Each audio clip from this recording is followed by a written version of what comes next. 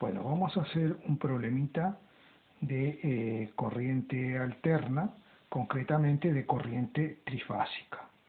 En este caso, en este problema, nos dicen que tenemos tres impedancias, a las cuales yo le he llamado Z1, Z2 y Z3, son idénticas, las tres son idénticas, por lo cual podemos afirmar que este circuito es un circuito balanceado, ¿vale? Cuando las tres impedancias son idénticas, entonces el circuito es balanceado. Notemos que estas impedancias son todas de tipo inductivo, porque tienen una parte real, que es el valor resistivo, es la resistencia que tiene la impedancia, y este 3J implica que tengo 3 ohm de reactancia inductiva.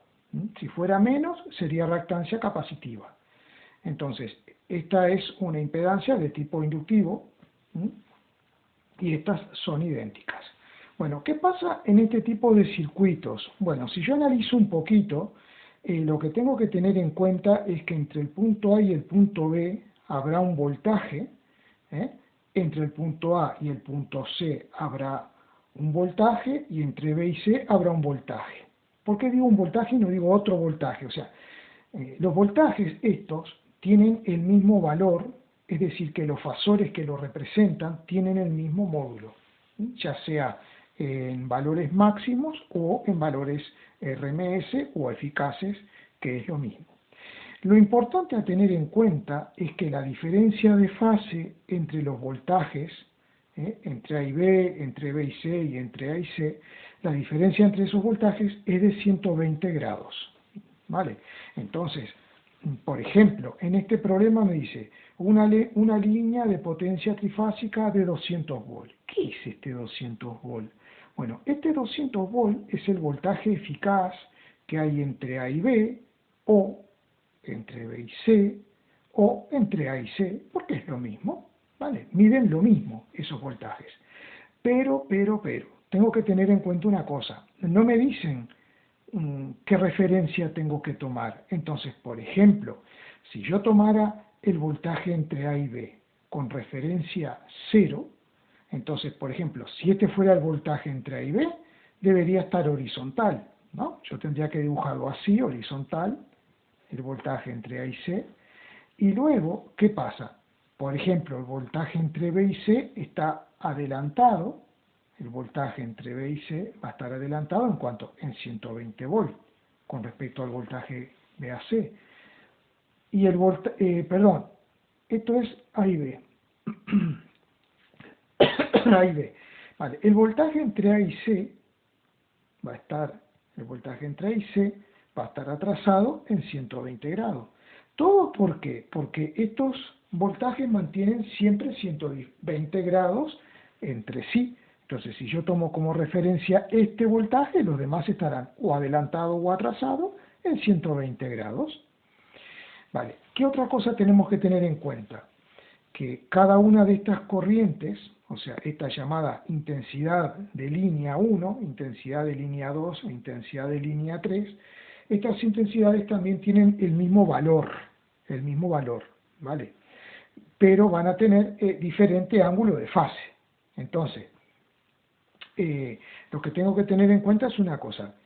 Si a este nudo llega una intensidad de línea, aquí el nudo va a hacer que la intensidad se divida en una intensidad que va a ir por esta impedancia y en esta otra intensidad que va a ir por esta otra impedancia. A esta intensidad se le denomina intensidad de fase, es decir, la intensidad de la corriente que pasa por las impedancias se llama intensidad de fase. Y se representa, eso depende del profesor, pero se representa como una I y un ángulo φ, o sea, intensidad de fase, ¿no? Aludiendo al ángulo φ, intensidad de fase 1, intensidad de fase 2 e intensidad de fase 3. El sentido de esta corriente yo lo dibujo así, pero puede ser para el otro lado. O sea, esto no importa, esto está cambiando continuamente con el tiempo. Yo cuando trabajo con esto, trabajo con valores eficaces o con valores máximos. Si la letra no me dice nada, ¿qué asumimos? Que este es el valor eficaz. ¿Vale? Bien, otra cosita importante, hay una relación entre la intensidad de línea, cualquiera de estas, que son iguales en valor, y la intensidad de fase, que también son iguales las intensidades de fases. En valor son iguales, porque las impedancias son iguales y los voltajes de línea son iguales. Entonces, la única diferencia va a ser el ángulo de desfasaje que va a haber entre ellas. Ahora, la intensidad eficaz de línea, cualquiera sea, la puedo obtener multiplicando la intensidad de fase de cualquiera de ellas, porque son iguales, por raíz de 3. Esto es algo que hay que memorizar para el circuito en conexión triángulo o delta, que es lo mismo, triángulo o delta, que la intensidad de línea es la intensidad de fase multiplicada por raíz de 3. Bueno, entonces, ¿qué nos piden? Nos pide calcular la intensidad de fase. Ven que no me dice intensidad de fase 1, o intensidad de fase 2, o intensidad de fase 3. La intensidad de fase, o sea, cuánto es el valor eficaz, que es igual para todas ellas. Cuánto es la intensidad de línea, que es la misma en valor para cada una. Y la potencia activa, que es P, la potencia reactiva, que es Q, S, que es la potencia aparente, y el factor de potencia de la carga. ¿Vale? Bueno, entonces, vamos a hablar un poquito ahora de la potencia en circuitos trifásicos. Entonces, vamos a ver un poquito, ¿dónde lo tengo? Aquí lo tengo, vale. Bueno, potencia en circuito trifásico. El triángulo de potencia es el mismo al cual estamos acostumbrados, es decir, la potencia aparente, la potencia activa o eficaz, y la potencia reactiva. ¿Vale? Este ángulo, cuidado que no tenemos que enredarnos, este ángulo es el ángulo que va a haber entre el voltaje de fase y la intensidad de fase. Dicho de otra forma, como el voltaje de fase es idéntico al voltaje de línea, en definitiva, este ángulo es el ángulo entre el voltaje de línea y la intensidad de fase correspondiente. ¿Vale? Entonces, por ejemplo, aquí quise poner intensidad de fase. Entonces, por definición, en un triángulo, en un circuito, un triángulo o delta de trifásica, la intensidad de fase va a ser la intensidad de línea dividido la raíz de 3, ¿no? De lo anterior se desprende esto. Bien, la potencia aparente, esto es algo que hay que memorizar, que es muy importante, la potencia aparente es el triple de la potencia aparente en cada fase, ¿sí? En cada impedancia. Entonces, ¿yo qué voy a escribir? Que esto es igual a 3 por... ¿Y cómo calculo la potencia aparente en una impedancia determinada? Por ejemplo, en Z1, multiplicando la intensidad de fase en esa impedancia por el voltaje de fase en esa impedancia, que coincide, como dijimos, con el voltaje de línea. Vale, entonces, eso lo he puesto aquí. El voltaje de fase y voltaje de línea es lo mismo. Luego, en lugar de poner intensidad de fase, aquí que puse este resultado, la intensidad de fase, ¿a qué es igual? ¿A qué es igual la intensidad de fase? Intensidad de línea sobre 3. Y el 3 estaba aquí. Vale, entonces, esto lo vuelvo a escribir aquí, nuevamente, ¿vale? Sustituyendo el voltaje de fase por el voltaje de línea, que es lo mismo. Y luego hacemos un artificio matemático que se llama racionalizar el denominador. Entonces, ¿qué hacemos? Multiplicamos y dividimos por raíz de 3. ¿Vale? Entonces la igualdad no se altera porque yo estoy multiplicando y dividiendo entre la misma cantidad. Vale, entonces, ¿qué pasa? Que arriba me queda 3 por intensidad de línea por voltaje de línea por raíz de 3. Lo puse aquí. Y raíz de 3, raíz cuadrada de 3 por raíz cuadrada de 3, al final me da 3, porque raíz cuadrada de 3 al cuadrado me da 3. Vale. Luego, este 3 y este 3 los puedo simplificar.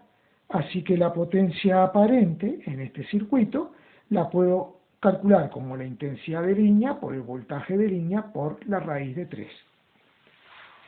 Otra cosita importante, de nuestro triángulo de potencias se desprende que la potencia activa es la potencia aparente por el coseno del ángulo. O sea, si aplicamos la relación trigonométrica coseno, nos queda que coseno del ángulo es cateto contiguo sobre la hipotenusa.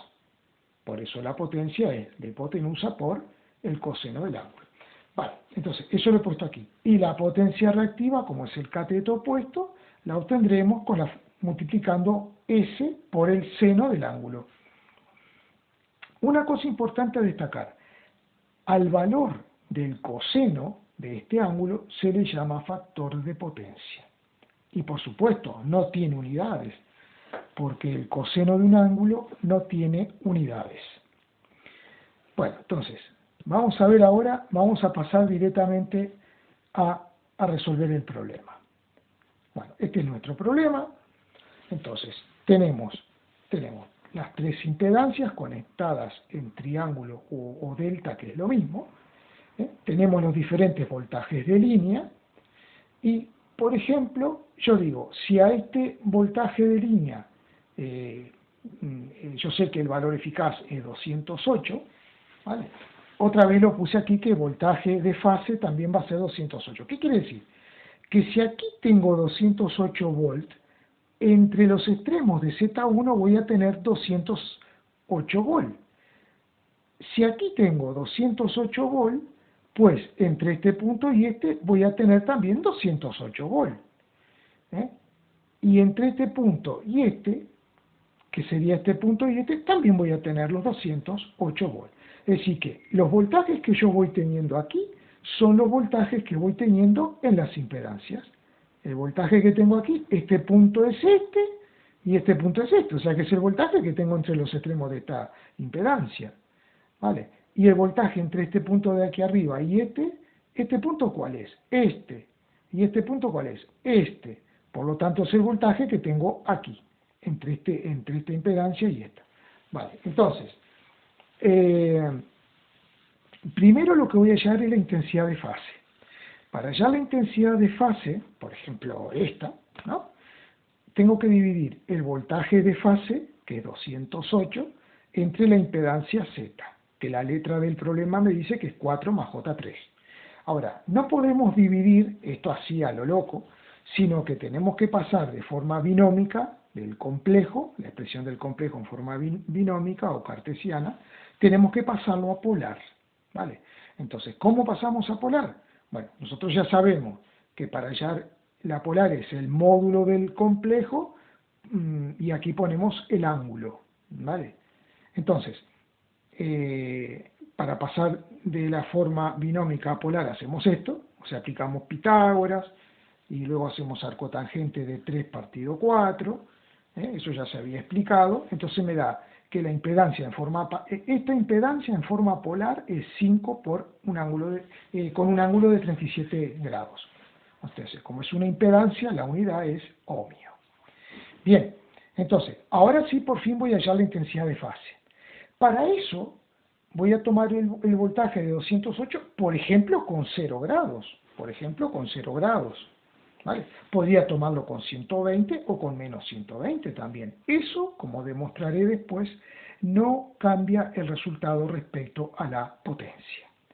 Entonces, hacemos cuentitas, trabajando con complejos que ya sabemos, y entonces me da que la intensidad de fase me da este valor, y como la intensidad de línea es la raíz de 3 por la intensidad de fase, hacemos las cuentitas y la intensidad de línea me da un disparate, o sea, 72 amperios, con un ángulo de menos 37, ¿vale?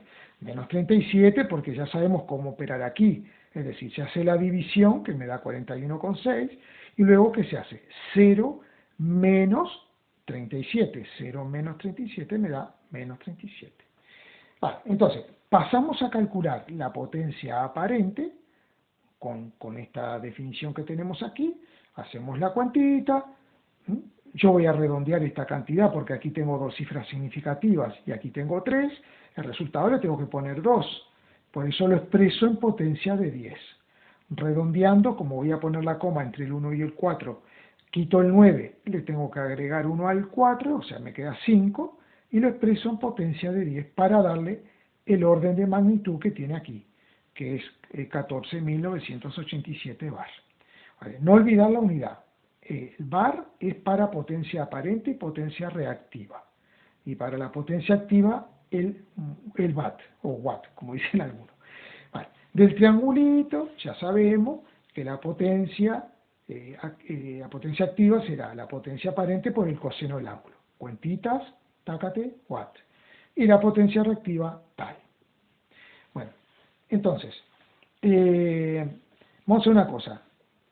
Vamos a lo siguiente. Si yo utilizara, por ejemplo, otra impedancia, para la cual, por ejemplo, el voltaje fuera 208 y es el que está adelantado en 120, yo calculo la intensidad de fase de esta forma. La impedancia sigue manteniéndose la misma. Al hacer esta cuentita, me da este valor, que es el mismo que el otro, pero me da con un ángulo diferente. ¿Vale? Me da con un ángulo diferente. O sea que esta intensidad de fase está desfasada con respecto a la anterior. ¿Vale? El desfasaje es diferente. Bien, entonces voy a calcular la intensidad de línea, la intensidad de esa línea para la cual el voltaje tiene este ángulo de fase, hago las cuentitas y me da este valor. Bueno, cuando voy a hallar la potencia aparente es raíz de 3 por el voltaje de línea, o sea, el valor eficaz por la intensidad de línea, y veo que me da lo mismo, o sea, esto no cambia, me da lo mismo que antes la potencia aparente. Ahora, ¿qué pasa con el phi? Porque antes eran 37 grados. Bueno, ¿qué fue lo que dijimos? Cuidado con esto es de capital importancia. No es difícil, pero es de capital importancia. El ángulo phi es el ángulo que hay entre el voltaje de línea y la intensidad de fase. Es el ángulo de desfasaje entre el voltaje de línea, que en este caso es 120, y la intensidad de fase, que es 37. Aquí 83. Entonces, ¿cómo calculo este ángulo? Pues restando a 120 le resto 83 y, oh sorpresa, me da 37, con lo cual la potencia activa es la misma y el factor de potencia, lo puse aquí que me lo pregunta también, es 0,80. ¿0,80 qué? Nada. El factor de potencia es el valor de un coseno, no tiene unidades. ¿Vale? Entonces, en resumidas cuentas, en este problema, la potencia activa, calcule como la calcule, me da siempre lo mismo, me da 1,2 por 10 a la 4 vatios, el ángulo el factor de potencia me va a dar siempre lo mismo, potencia aparente y potencia reactiva me darán siempre lo mismo. Podríamos hacer una prueba que sería hacer otra vez todo lo mismo, pero usar el voltaje que está desfasado en menos 120. Habría que hacer todo el cálculo de nuevo y llegaríamos exactamente a los mismos resultados. Bueno, espero que el problema se haya entendido. Por favor, compartan el vídeo si más o menos se entendió algo, para que lo vea más gente, y por favor denle like, así eso me anima a proseguir con el canal, colaborando con todos ustedes. Bueno, gracias.